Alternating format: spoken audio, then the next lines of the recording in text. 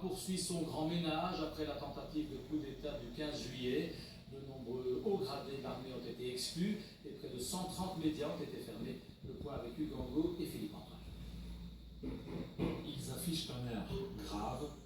Autour de cette table, les membres du Conseil militaire suprême sont chargés de dessiner l'armée turque de demain. Ils ne s'exprimeront pas avant vendredi. Les enjeux sont tels que c'est loin d'être simple. Ce Conseil représente une opportunité pour les forces armées de se doter d'une structure de commandement qui pourrait servir de base à une nouvelle relation avec le peuple de la République turque.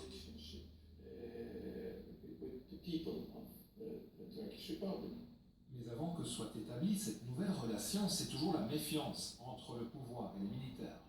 La preuve, cette réunion s'est tenue à la résidence du Premier ministre et pas au quartier général de l'armée, comme c'est d'habitude le cas.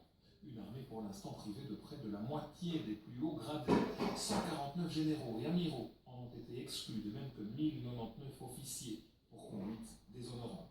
Et les purges du pouvoir turc ne se limitent pas aux militaires. Elles touchent de nombreux autres secteurs, les administrations, l'éducation et les médias.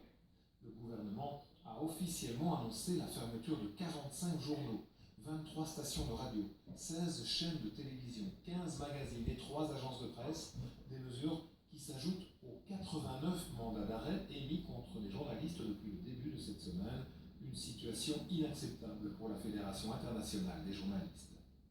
On peut d'autant moins accepter que la Turquie fait partie du Conseil de l'Europe et que la Turquie est en négociation avec l'Union européenne. C'est un partenaire important, il fait aussi partie de l'OTAN, et nous ne pouvons pas accepter, en plus là qu'ailleurs, que la liberté de la presse soit à ce point bafouée.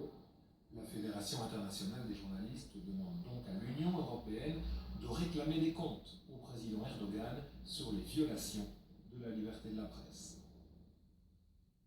Des jets de pavés ont ainsi visé des associations proches du mouvement de Fethullah Gülen. Cet imam, exilé aux États-Unis, est accusé par le président Erdogan d'avoir fomenté le coup d'État. Certains Turcs de Belgique, soupçonnés d'avoir soutenu la tentative de putsch, se disent même menacés de mort, à tel point qu'une septantaine d'associations belgo-turques ont porté plainte en justice.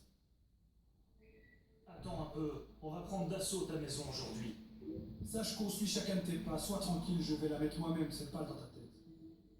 Les menaces sont tellement sérieuses qu'ils n'avaient plus d'autre choix qu'aller vers la justice et demander une action afin que leur sécurité soit garantie. Autre conséquence des règlements de compte en Turquie, certaines universités belges n'osent plus envoyer d'étudiants suivre un programme Erasmus en Turquie. C'est le cas de l'UCL, de Saint-Louis et de 4 universités flamandes.